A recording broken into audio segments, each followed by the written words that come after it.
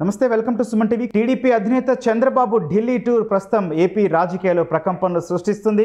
అయితే ఇప్పటికే రాష్ట్ర బీజేపీ నాయకులు పొత్తుకు సంబంధించి వాళ్ళు క్లియర్గా ఉన్నారంటే టీడీపీ జనసేనతో పాటు కలిసి ఈ ఎన్నికలు ఎదుర్కోవాలని చెప్పి వాళ్ళు సిద్ధంగా ఉన్నారు.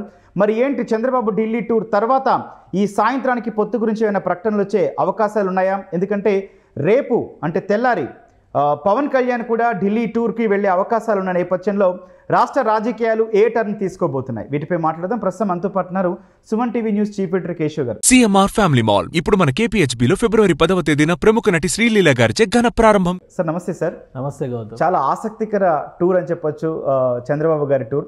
సార్ రాష్ట్ర బీజేపీ నాయకులు ఎప్పటి నుంచో సిద్ధంగా ఉన్నారు, సుముఖంగా ఉన్నారు, కానీ కేంద్ర పెద్దల నుంచి ఎటువంటి రెస్పాన్స్ రాలేదు. సో ఇప్పుడు చంద్రబాబు ఢిల్లీ టూర్ తర్వాత అటు నుంచి పరిణామాలు మారిపోయేంత ఏమైనా ఆన్సర్ వచ్చే అవకాశాలు మారిపోయేంత అనేది కాదు, కానీ ఎక్స్పెక్టెడ్ రిజల్ట్, ఎస్టిమేటెడ్ నంబర్స్, అంచనా వేసిన పొత్తు ఇదే బయటకు వస్తుంది. కొత్తగా ఏముంటుంది అనమాట. ఊపిరి సినిమా చూస్తే నాగార్జునకు బర్త్డే చేస్తారు కదా, బర్త్డే రోజు చాలా సస్పెన్స్, చాలా సర్ప్రైజ్, థ్రిల్లర్ అని చెప్పి అంటారు కదా. చివరి చూస్తే ఏం లేదు, అదే ఎవ్రీ ఇయర్ అదే యాక్టివిటీ ఉంటుంది.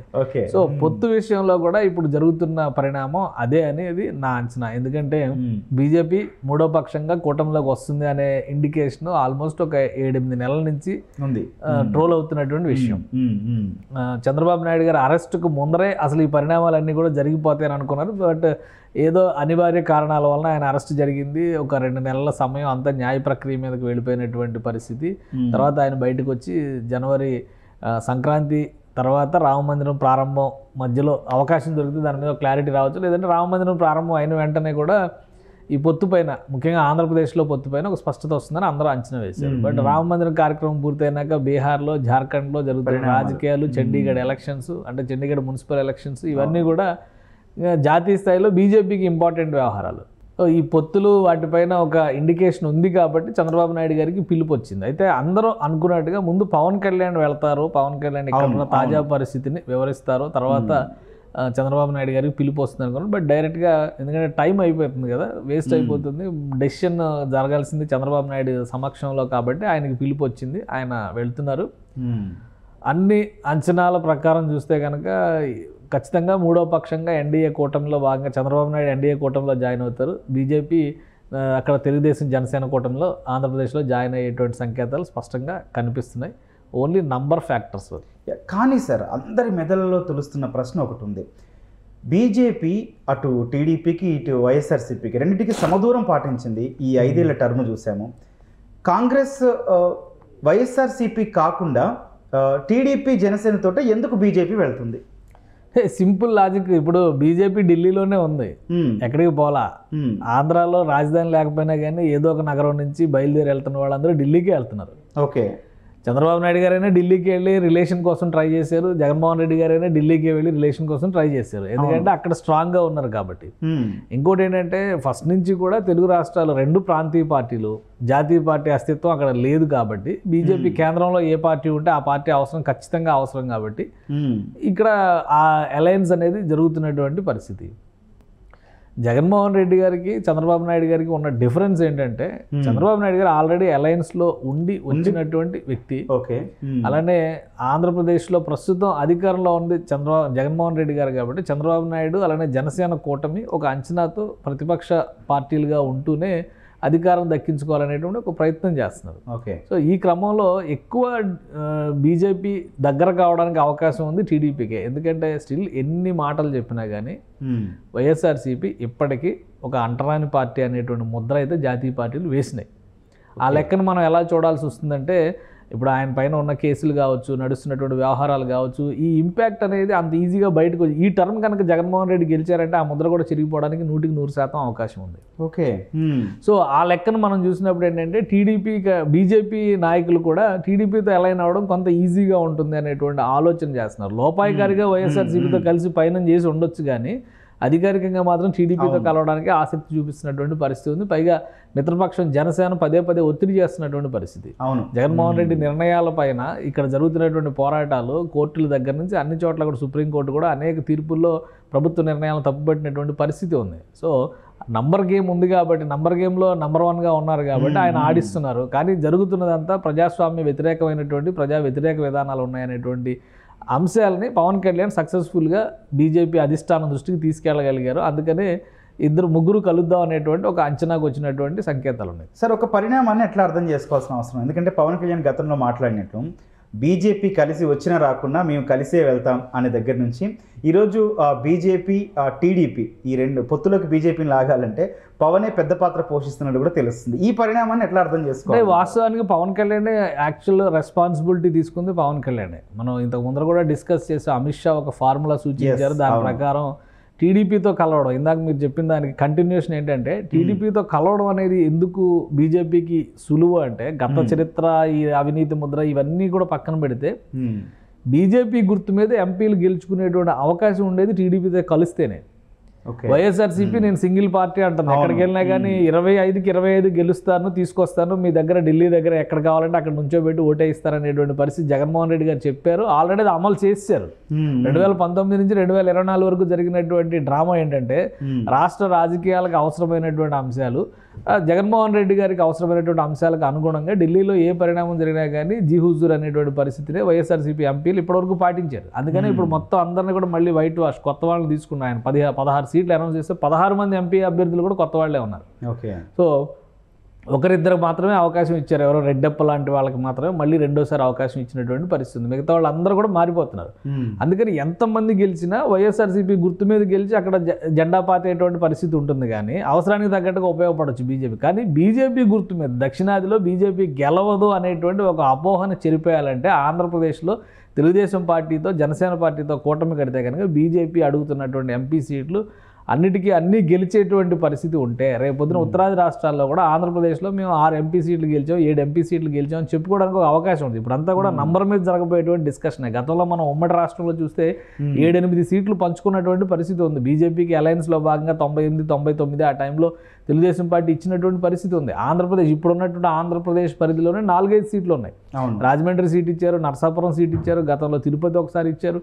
సో ఇంకొకటి అనంతపురంలో ఎక్కడో మళ్ళీ ఇంకో చోట పోటీ చేసినటువంటి పరిస్థితి ఉంది.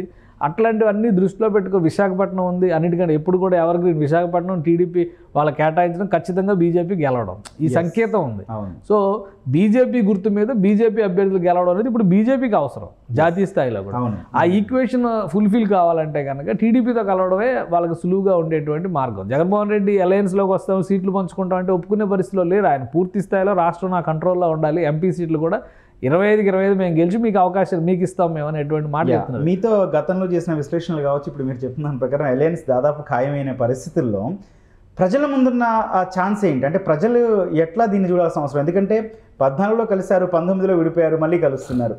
సో ఈ కాన్సిక్వెన్సెస్ని ప్రజలు ఎట్లా రిసీవ్ చేసుకోవాలంటారు? ఇక్కడ ప్రజలతో సంబంధం ఉన్నది ఒకే ఒకటి, ఓటు ఎలా వేస్తారు, ఎవరికి వేస్తారు. కాబట్టి ఆ ఓటు వేయడానికి కావాల్సినటువంటి ఇన్ఫ్లుయెన్స్ ఏ విధంగా పార్టీలు చేస్తాయి అనే దాని మీదే నాయకులు ఫోకస్ పెట్టేటువంటి పరిస్థితి ఉంటుంది. ఇప్పుడు ప్రజల పర్మిషన్తో వీళ్ళు పొత్తులోకి వెళ్ళాల్సిన అవసరం లేదు, ప్రజల పర్మిషన్ లేకపోతే పొత్తును రిజెక్ట్ చేయాల్సినటువంటి పరిస్థితి లేదు. కాబట్టి ప్రజలు ఇక్కడ నామమాత్రం. ఓటు వేసేటువంటి ఫ్యాక్టర్లో ఆంధ్రప్రదేశ్ ప్రయోజనాలు, ఆంధ్రప్రదేశ్ ప్రజల ప్రయోజనాలు, ఈ రెండు అంశాలను మాత్రమే ప్రజలు పరిగణలోకి తీసుకునేటువంటి అవకాశం ఉంటుంది. ఈ రెండింటికి సంబంధం లేకుండా అతీతమైంది ప్రలోభాలు అనేటువంటి వ్యవహారం ఒకటి నడుస్తుంది. రాజకీయ నాయకులు ఎక్కువగా కూడా ఆ మూడో ఫ్యాక్టర్ని కనుక ఉపయోగించగలిగితే ఖచ్చితంగా ఒక కన్సాలిడేటెడ్ ఓటు బ్యాంక్, వీళ్ళందరూ నా దగ్గరే ఉంటారనేటువంటి నమ్మకం ఇచ్చేటువంటి ఓటు బ్యాంక్ ఆ ప్రలోభాల ద్వారానే వస్తుంది. కాబట్టి అది మూడో ఫ్యాక్టర్. కానీ మొదటి 2 ఫ్యాక్టర్లకు ఖచ్చితంగా ప్రజల ముందరకు తీసుకెళ్ళాలి. మేనిఫెస్టోల రూపంలో కానీ, ఆంధ్రప్రదేశ్ గతంలో ఇచ్చినటువంటి హామీల రూపంలో కానీ ఖచ్చితంగా ఒక స్పష్టమైనటువంటి, ఇప్పుడు ఎందుకంటే ఇప్పుడు ఉన్నటువంటి అంచనా ప్రకారం మనకు అందుతున్నటువంటి ఒక క్లారిటీ ప్రకారం 8 సీట్లు చాలా పట్టుదలగా బీజేపీ, వాస్తవానికి 12 సీట్లు అన్నటువంటి బీజేపీ ఎంపీ సీట్లు 8 సీట్లకు తగ్గినటువంటి పరిస్థితి. ఫైనల్గా అది 7 దగ్గర సెటిల్ అయ్యేటువంటి అవకాశం ఉంది అనేది ఒక సమాచారం ఉంది. ఆ 7 సీట్లు ఏంటో కూడా ఒక క్లారిటీ ఉంది. అరకు పార్లమెంట్ స్థానాన్ని అడుగుతున్నారు, విశాఖ పార్లమెంట్ స్థానాన్ని అడుగుతున్నారు, రాజమండ్రి పార్లమెంట్ స్థానాన్ని అడుగుతున్నారు, నరసాపురం పార్లమెంట్ స్థానాన్ని అడుగుతున్నారు. అలానే కిందికి వస్తే కనుక మనం ఒంగోలు పార్లమెంట్ స్థానం అడుగుతున్నారు, తిరుపతి పార్లమెంట్ స్థానం అడుగుతున్నారు. ఇట్లా ఇవన్నీ కూడా రాజంపేట పార్లమెంట్ స్థానం అడుగుతున్నారు. వీటికి సంబంధించి అభ్యర్థులు కూడా బీజేపీ రెడీ చేసి పెట్టుకుంది. కిరణ్ కుమార్ రెడ్డి దగ్గర నుంచి పురంధేశ్వర్ వరకు వీళ్ళందరూ కూడా ఎంపీలుగా బరిలోకి దిగబోయేటువంటి అభ్యర్థులకు ఒక బీజేపీకి ఒక స్పష్టత ఉంది. సో 7 ఎంపీ సీట్లు కనుక తెలుగుదేశం పార్టీ ఇవ్వడానికి ప్రిపేర్ అయితే జనసేనకు 3 ఎంపీ సీట్లు వెళ్తాయి అనేటువంటి ప్రచారం కూడా జరుగుతుంది. అంటే 10 ఎంపీ సీట్లు ఈ పొత్తులో భాగంగా మిత్రపక్షాలు టీడీపీ ఇస్తే 15 చోట్ల టీడీపీ పోటీ చేసేటువంటి ఛాన్సెస్ ఉంటాయి. సో ఈ పరిస్థితుల్లో వాళ్ళకి వచ్చేటువంటి వెసులుబాటు ఏంటంటే అందులో ఎన్ని గెలుస్తారనేది ఇంకా వాళ్ళ సత్తా మీద ఆధారపడి ఉంటుంది. సో ప్రజల అభిప్రాయాల మీద ఆధారపడి ఉంటుంది. ఇవి గెలిపించాలంటే టీడీపీకి బాధ్యత ఇవ్వచ్చు, జనసేనకి బాధ్యత ఇవ్వచ్చు, లోకల్గా బలంగా ఉన్న పార్టీలు కాబట్టి. అలానే గెలిచేటువంటి వాతావరణం సృష్టించాల్సిన బాధ్యత కేంద్రంలో ఉన్నటువంటి బీజేపీ పైన ఉంటుంది. మనం గతంలో చూసాము తెలంగాణ ఎలక్షన్స్ సమయంలో చివరి వారం రోజుల్లో జరిగినటువంటి పరిణామాలు, చివరి 2 నెలల్లో ఇచ్చినటువంటి హామీలు, ఒక 4 పాయింట్ ఫార్ములాని భారతీయ జనతా పార్టీ తెలంగాణలో అమలు చేసింది. ఫస్ట్ బీసీసీఎం అనేటువంటి ఒక ఈక్వేషన్ తీసుకొచ్చారు. ఎందుకంటే జనాభా పరంగా బీసీలు ఇన్ఫ్లుయెన్షియల్ ఫ్యాక్టర్ తెలంగాణలో. ఆ విషయాన్ని దృష్టిలో పెట్టుకుని మొదట బీసీసీఎం ఉంటారు, మీరు బీసీ అభ్యర్థి మా సీఎం అభ్యర్థి అనేటువంటి ప్రకటన చేశారు. రెండోది ఒకరోజు వచ్చి గిరిజన యూనివర్సిటీకి సంబంధించి సమ్మక్క సారలమ్మ పేరుతో యూనివర్సిటీ అనౌన్స్ చేస్తున్నాం అనేటువంటి మాటను ప్రకటించలేరు. మళ్ళీ తర్వాత ఇంకోసారి వచ్చి పసుపు బోర్డుకు సంబంధించినటువంటి ఒక క్లారిఫికేషన్ ఇచ్చారు. ఈ 3 అంశాలు చాలా ప్రభావం చూపించాయి. ఇంకొక 4వ అంశము ప్రధానంగా తెలంగాణ ప్రజల్లో, తెలంగాణ సమాజంలో ఎక్కువ ప్రభావం చూపించేటువంటి అంశం వర్గీకరణ అంశం. ఏళ్ల తరబడి ఉద్యమాలు జరుగుతుంటే మందకృష్ణ మాదిగ లాంటి నాయకుడిని స్టేజ్ పైన పక్కన కూర్చోబెట్టుకుని హక్కును చేర్చుకొని నరేంద్ర మోడీ గారు ఇచ్చినటువంటి మాట, ఏర్పాటు చేసినటువంటి కమిటీ ఖచ్చితంగా వర్గీకరణ అంశం విషయంలో మాదిగ సమాజానికి, మాదిగ కమ్యూనిటీకి సంబంధించి చాలా ప్రభావం చూపించిన ఈ 4 అంశాల ప్రభావం ఖచ్చితంగా బీజేపీ ఎలక్షనీరింగ్లో కనిపించింది. దాని ఫలితం కూడా 8 సీట్లు గెలవడానికి తెలంగాణలో బాట వేసింది. సో ఆంధ్రప్రదేశ్లో ఇన్ని రకాల స్టేక్స్ ఉన్నప్పుడు, ఇన్ని రకాల హామీల విషయంలో గత 2 ప్రభుత్వాలు విఫలమైందనేటువంటి భావన ఉన్నప్పుడు, ఎంతో కొంత పోలవరం లాంటి నిర్మాణం చంద్రబాబు నాయుడు హయాంలోనే జరిగింది అనేటువంటి అభిప్రాయం ఉన్నప్పుడు, రాజధానికి బీజం పడింది కూడా చంద్రబాబు నాయుడు హయాంలోనే అనేటువంటి అభిప్రాయం ఉన్నప్పుడు, విశాఖను ఫైనాన్షియల్ హబ్గా మారుస్తాం అనేటువంటి మాట ఆ రోజే చెప్పాం అనేటువంటి మాట వీళ్ళు ఉన్నప్పుడు, ప్రత్యేక హోదాను పక్కన పెడితే ఢిల్లీని తలదనే రాజధాని మా బాధ్యత అని నరేంద్ర మోడీ చెప్పి మట్టి నీళ్లు తెచ్చి శంకుస్థాపన చేసినప్పుడు ఏ నిర్ణయం తీసుకోకుండా అలయన్స్లోకి వస్తారని నేనైతే అనుకోవడం.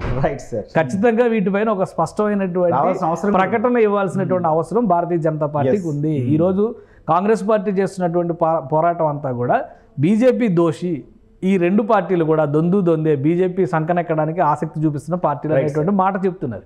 దీనికి సమాధానం చెప్పాల్సినటువంటి బాధ్యత ఖచ్చితంగా బీజేపీ, టీడీపీ, జనసేన 3 పార్టీలకు ఉంటుంది.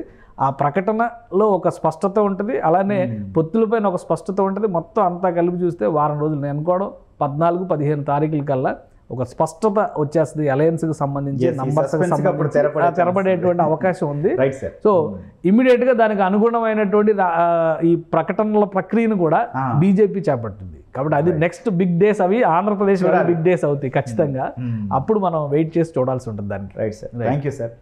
రైట్, మొత్తంగా చంద్రబాబు ఢిల్లీ టూర్ తర్వాత ఆంధ్రప్రదేశ్ రాజకీయాలకు సంబంధించి బీజేపీ, జనసేన, టీడీపీ పొత్తులో భాగంగా బీజేపీ కూడా వచ్చే అవకాశాలు చాలా స్పష్టంగా కనిపిస్తున్నాయి. ఇప్పటికే కేంద్ర పెద్దలతో చంద్రబాబు సమావేశం కూడా అయిన పరిస్థితి. అయితే ఈ పొత్తులోకి రావడానికి బీజేపీ, పవన్ కళ్యాణ్ పెద్దన్న పాత్ర అయితే పోషిస్తున్నారు. మరి ప్రజలు దీన్ని ఎట్లా రిసీవ్ చేసుకుంటారు? ఇంకా మిగిలింది మేనిఫెస్టో మాత్రమే ఉంది కాబట్టి ఇక మేనిఫెస్టో వచ్చిన తర్వాత ప్రజలు ఎట్లా రిసీవ్ చేసుకుంటారో అయితే చూద్దాం. Thank you.